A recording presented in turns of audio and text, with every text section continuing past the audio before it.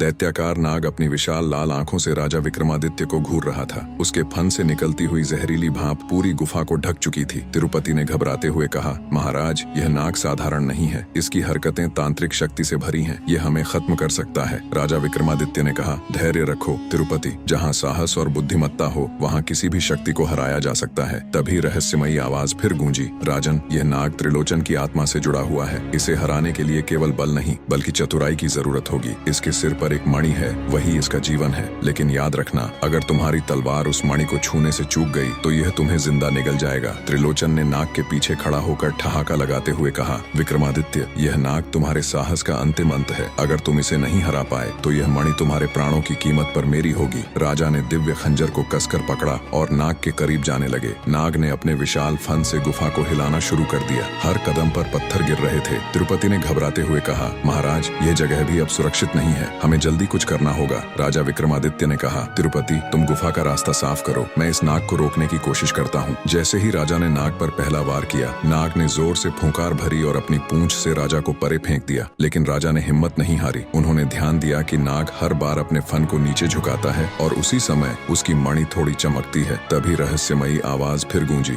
याद रखना राजन, अगर नाग की मणि टूट गई तो त्रिलोचन भी कमजोर हो जाएगा। लेकिन यह आसान नहीं होगा। त्रिलोचन ने अब एक और मंत्र पढ़ा। गुफा में और भी अंधकार फैलने लगा। चारों ओर आग की लपटें उठने लगी। त्रिलोचन ने कहा, राजा, अब यह लड़ाई तेरी आखिरी लड़ाई होगी। मेरी शक्तियां तेरे साहस को चूर चूर कर देंगी। राजा ने अपनी पूरी शक्ति जुटाई और नाग के फन पर छलांग लगाई। उन्होंने खंजर को सीधा मणि पर मारा। मणि के टूटते ही नाग जोर से चिल्लाया और धीरे धीरे राख में बदलने लगा। त्रिलोचन के चेहरे पर चिंता के भाव आ गए। नहीं, यह असंभव है। यह नाग मेरी आत्मा का हिस्सा था। लेकिन अभी सब खत्म नहीं हुआ। विक्रमादित्य, असली रहस्य तो इस गुफा के नीचे छिपा है। त्रिलोचन ने एक मंत्र पढ़ा और गुफा के फर्श पर एक गहरा गड्ढा प्रकट हुआ। त्रिलोचन ने कहा, अगर तुझ में हिम्मत है तो मेरे साथ इस गड्ढे में आ। सच्चाई तेरे इंतजार में है। अगले भाग के लिए कमेंट करे।